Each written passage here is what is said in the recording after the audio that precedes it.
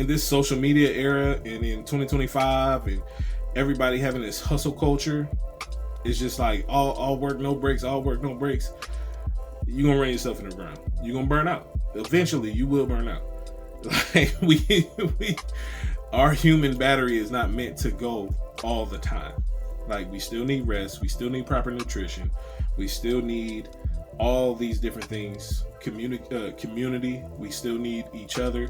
So just be mindful of stuff like that. We gon' keep it rocking till the break of dawn. Man, we outside looking at the skyline, flowing with the breeze as it flows through the leaves. We just watching time fly. What up, YouTube? It's your boy JusRzd, and welcome to another edition of Behind the Soul podcast. It's a musical podcast where we talk about life, we talk about faith, we talk about the journey of music and independent artists. And today we actually are talking about let me get my handy dandy get my handy dandy notebook. But yeah, today we're actually talking about defining your sound as an independent artist in 2025. So I just wanted to talk about like 5 points, which are some good ways to define your sound. And it worked for me. So I figure I'd give y'all, free game. People who are tapped in with the podcast and want to know. People ask me all the time, how did you find your sound? Why is your sound so soulful? I grew up personally on old school R&B and gospel music. So for me, when I was looking to find my sound, I tried the trendy stuff. I tried the trap rap, which was fun. I tried the lyrical miracle type stuff, which also was fun. I tried the wavy side, which also was fun. But I don't know, it wasn't as fulfilling as what I do now. So what I do now is truly in its truest essence, like it's really hip hop. So, but I'm an independent artist. Been an independent artist for years. Kind of took a break from marketing my music last year. Was trying to tap into sync. Still got some sync stuff in the works. But also was trying to figure out YouTube and how I wanted to approach YouTube and what I wanted to do with YouTube. So this Behind the Soul podcast was one of the first things I started when I got on YouTube. And it's a part of my journey. So now getting into 2025, I wanted to drop more gems as far as like different things that I've picked up throughout the journey of being an independent artist. I started in a group in 2012, a rap group. And then life kind of pulled us apart. And I want to say since 2018, been really thugging it out on my own. And by the grace of God, been introduced to some dope communities of artists, some dope communities of people, and dope community of producers, engineers, and all that. So by the grace of God, I'm still able to put out music in 2025. And through that entire process from 2018 to really now, it's just been a refining process and just trying out new ideas, trying out new creative expressions, trying out so many different things, and kind of stumbling across my sound. And like I said, it's very, very in its truest essence hip-hop soul. But I definitely love to not tie myself down to a specific genre. I like being creatively free, but in my heart of hearts, the songs and the music I make in its truest essence, that I usually have the most fun doing, hip hop soul records. Anything soulful, soulful with some hard 808. But first point, be authentic. A lot of times when people start rapping, when people first have an inkling to be an artist, they don't really know who they are. And when you don't know who you are artistically, or when you don't know who you are as a person, you're definitely not gonna know who you are artistically. But also it helps to find your way artistically when you know who you are as a person. And so sometimes when it comes to finding your sound, you got to look inward and you got to see what brought me to music in the first place. How did I start this relationship with music to even want to become an artist? Like, what was it for me? What stuck out to me? Was it a specific artist? Was it a specific sound? Was it a specific producer? Like, what started this musical journey for me? For me, like I said, it was old school R&B and gospel music. So like Kirk Franklin, Fred Hammond, BB and CC. We got the Isley Brothers, we got Anita Baker, we got Gladys Knight. Just some of the few Earth, Wind and Fire. Like we got so many different, the Whispers. Like it's so many different artists that have inspired me musically, and that just really kind of started the love of music that I have, and the love of music in my relationship with music ever since I was a child. Like I remember taking trips with my sister, my cousin, and my aunt, and her having a boombox. We would go to the beach and she would play some old school R&B or some gospel music on the boombox. And I remember just as a kid just vibing out, having a good old time, having fun. And it was just interesting to just like really reminisce and see that, and just see the different things from the music I grew up on and grew up listening to. Shout out to Helen Baylor, shout out to the Clark sisters, shout out to Donald Lawrence and the Tri-City Singers. Like, you know what I mean? Like just some old school fire, you know what I mean, from back in the day. Kirk Franklin and Family, God's Property, you know what I mean? Like New Nation. Just being introduced to so many different dope artists, composers, producers, songwriters, and just really kind of falling in love with music from that angle, and then being introduced to hip hop and falling in love with rap from a fan's perspective. Like I never saw myself rapping as a child. I used to write poetry, started writing poetry at 8, but I never saw myself rapping as something to do. Like I never saw myself being an artist as far as rap is concerned. I thought about singing, but I didn't really know how to go about that at the time. And it's just interesting when you learn who you are and how even your relationship, when you look inward and see how even your relationship with music started. A lot of times it can expose to you what's authentically your sound. And so, of course, looking inward to see how your relationship with music started, to see what styles of music pique your interest. If it's super lyrical, heavy hitting bars, battle rap type genre, or like super boom bappy, gritty, Griselda type records. If it's the trap records, if it's folk, country, pop, R&B, whatever genre it is, rock, whatever. See which ones kind of tickle your fancy, and see if it's something that you can even execute. Because if you can't sing, then I mean, you might be able to finagle some stuff with auto-tune, but are you really gonna be able to make a career out of that if it's not in you originally? So you got to be mindful. You got to be authentic to who you are and your relationship with music, and the different styles you can see yourself piquing interest in, and see what interests you, because not everybody needs or wants to be a rapper. Some people have dope vocal ability, and some people learn to have dope vocal ability through like vocal coaching and all that. But yeah, definitely be authentic.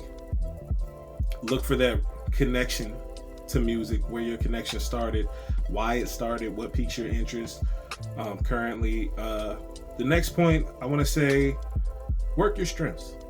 Work your strengths. I touched on that as far as like finding that authenticity in yourself, but also work your strengths. While you're finding that authenticity, know what you're good at. Know what you're good at. If you have vocal ability, get better. Keep practicing. Get better. Strengthen that vocal ability. Do what you can do, and then continue to try to do more. Continue to work that muscle.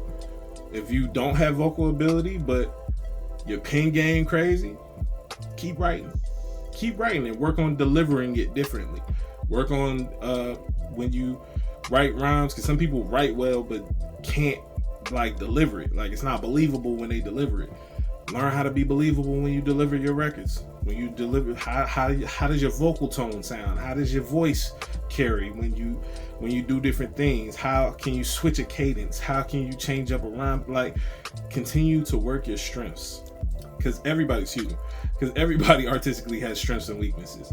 But always be mindful of working your strengths. If you can sing, work that. If you can sing and rap, try to find a way to combine that. Use some vocal ad-libs, use some vocal stacking on your records. Think of creative ways to add background vocals. I've heard some rappers who can sing a little bit harmonize on their ad-libs. Like, something as simple as a yeah. Shout out to Joe Allende. But he has a way of stacking his ad-libs to where it's like a harmony in his ad-libs. So it'll be like, yeah, but you'll hear the high, you'll hear the tenor, you'll hear the mid, like you'll hear the different stacks. You'll be like, yo, that's hard. That's hard, but that's authentically him. That's authentically him. He found a way to creatively express that. And the next point, improve your weakness. While you're working on your strength and while you're working your strength and while you're being authentic, improve on those weak areas. If you can't sing, try to. Some people can't sing at all. So here's the thing. Just like some people can't rap or write at all. Like, but practice. Practice makes perfect. You know what I mean? Like, you'll never get better at anything until you put pen to pad and you start practicing. Just like you'll never lose weight until you start working out. Eating better. So it's just like you gotta put it in action. You gotta strengthen and work on improving your weaknesses. If your pen's not that strong, keep writing. Look up different ways to write creatively. Look up different ways to or different, even taking a course in creative writing. Like, it's so many different ways that you can go about improving your skill set as an artist. You can get with somebody whose pen is fire and just kind of pick their brain as to how they got better, and just work on little by little improving your weaknesses. If the melodics ain't hitting, if the melodies ain't hitting for you, keep practicing. I know some people who couldn't sing for real, got with a vocal coach, and now they can carry a tune a little bit. So you never know. You never know. Just keep working on improving your weaknesses. And while you're doing all of those things, so we gotta be authentic, we gotta work your strengths, we gotta improve your weaknesses. The fourth point, double down on what works. So while you're trying to figure out that sound and that authenticity to who you are, double down on what works. So if you did a record and you put it out and it's people are flocking to it, double down. You don't have to necessarily create the same sounding record, but take the elements from the record that people are assimilating to, and take elements from that record and put it in the new record. So it doesn't have to sound exactly the same as the record that people are loving or people are gassing at the moment.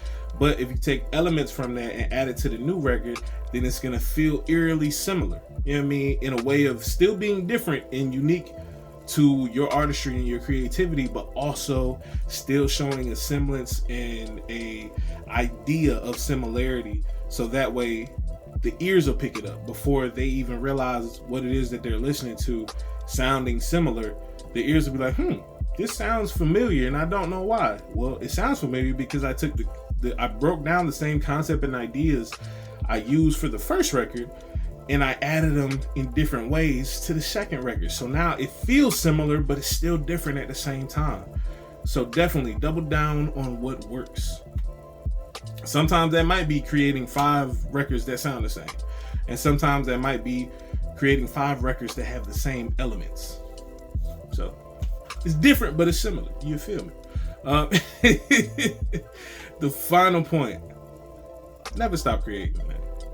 Never stop creating. When you're defining your sound and when you're trying to pretty much hone in on who you are as an artist, never stop creating. It's important to take breaks, and it's important to find rest.